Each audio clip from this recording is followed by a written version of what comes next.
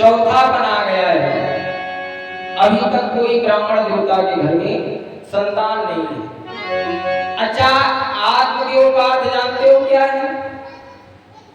आत्मदेव का अर्थ है जिसके आत्मा में स्वयं परमात्मा का वास हो। हम आप लोग कहते हो ना, आत्मा में ही परमात्मा है, पर किसके आत्मा में परमात्मा है? आप ब्राह्मण देवता के समान हो। ब्राह्मण देवता को कोई तो गालियां देता है, ब्राह्मण देवता उसको सहन कर लेते, वहां से चले जाते हैं सर झुका करके। ऐसा ही सदैव करना चाहिए। पर आजकल है तुम दो गाली तो जब तक वो चार नहीं दे लेंगे तब तक, जब तक झगड़ा नहीं कर लेंगे तब तक उनको हृदय में शांति नहीं मिलेगी। अपना ब्राह्मण देवता बड़े सज्जन हैं, बड़े सीधे स्वभाव के हैं, प्रेम से बातें करने वाले हैं, यही उनका कर्म है। सभी से प्रेम से बातें करते हैं और हम लोग भी प्रेम से बातें करें तो हमारे लिए भी क्या नहीं हो सकता है। केवल प्रेम होना चाहिए, सभी के प्रति भाव होना चाहिए, सदैव हमें यही करना चाहिए, सभी के प्रति भाव रखना चाहिए।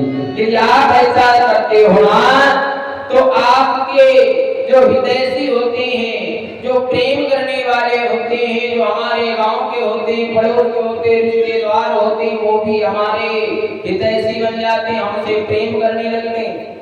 आजकल कुछ लोग कहते हैं पंडित जी हमारे दोस्त कम दुश्मन ज्यादा है। अच्छा, हम आपसे पूछे संसार में कौन किसका दुश्मन है? कोई किसी का दुश्मन नहीं है। दुश्मन अपने कर्मों से तुम बना लेते हो, अपने वाणी से। कहते हैं कि ऐसी वाणी बोलिए मन का आपा खोए और अवलन को शीतल करो आपो शीतल। ऐसी वाणी का प्रयोग करो जो सामने वाला खड़ा है और क्रोध में है, मीठी वाणी का प्रयोग करोगे ना तो वो भी शीतल हो जाएगा, सहनशीलता उसके अंदर भी आ जाएगी। आप भी सहनशीलता दिखाओ, दूसरों की लिए करुणा लाओ, यही तो है भाव। और शायद वो क्रोध में तुम भी क्रोध में हो और आपस में दो बातें की, झगड़ा चालू प्रारंभ हुआ, खड़ास पैदा हो गई, झगड़ा हो गया, तुम आज से बोलना नहीं, उन्होंने बता दिया तुम आज से मत बोलना, अब वो तुम्हारे दुश्मन हो गए। कोई किसी का इस संसार में दुश्मन नहीं होता है। ब्राह्मण देवता सभी से प्रेम करने वाले हैं। ब्राह्मण देवता का चौथा बना गया है। ब्राह्मण देवता के घर में अभी तक कोई संतान नहीं है। ब्राह्मण देवता ने विचार किया, मैं इतना अभागा हो गया जो आज परमात्मा ने हमें संतान ना दी। चलो ठीक है, संतान ना दी कोई बात नहीं, जो हमारा जीवन साथी है वो भी हमारे कहे पर नहीं चल रहा है। एक गाय है, उस गाय ने कभी बछड़े को जन्म नहीं दिया। मैं जिस वृक्ष को लगाता हूँ उस वृक्ष में फल नहीं आता है। मैं इतना भागा हो गया हूँ, शायद हमें कोई अगले जन्म में कोई ऐसा कार्य किया होगा जो आज इस जन्म में परमात्मा हमें सजा दे रहा है।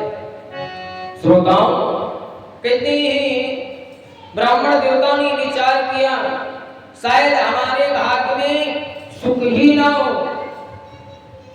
हमें सुख की प्राप्ति ही नहीं मिली। और जब से प्रेम से बातें करने वाले हैं, सभी पर करुणा बरसाने वाले हैं, दया रखने वाले हैं, सहनशीलता बनाने वाले हैं, फिर भी उनको कष्ट क्यों दिया जाता है? आजकल कुछ लोग कहते हैं पंडित जी जो ज्यादा पूजा पाठ करता है, जो ज्यादा सभी से प्रेम से बातें करता है, भाव प्रकट करता है, परमात्मा उसको ही दुख क्यों देते हैं? इसका भी एक कारण है, परमात्मा विचार करते हैं, तुम्हारी परीक्षा लेते हैं।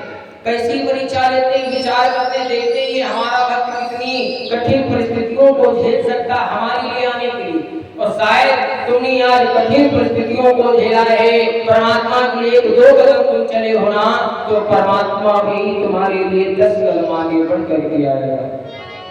कहते हैं कभी तारों से तारे मिलाकर तो देखो, कभी दिल से सांवरे को बुलाकर तो देखो, प्रभु खिंचे हुए बंधे हुए चले आएंगे, जैसे प्रभु होंगे वैसे आपके पास चले आएंगे।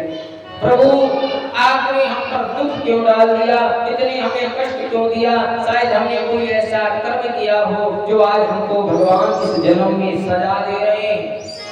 अच्छा मैं आपसे पूछूं सुख कितने प्रकार के होते हैं?